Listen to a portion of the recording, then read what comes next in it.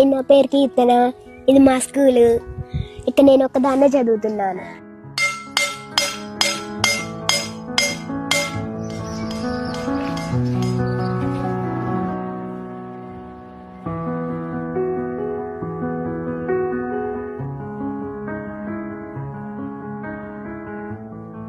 మళ్ళీ 9కి ఏమో మా నాన్న తింపుతాడు.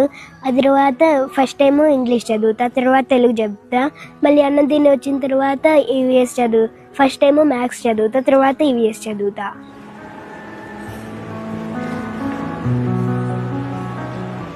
టీచింగ్ ఎప్పుడు ఒక్కటేలా ఉంటుంది సార్.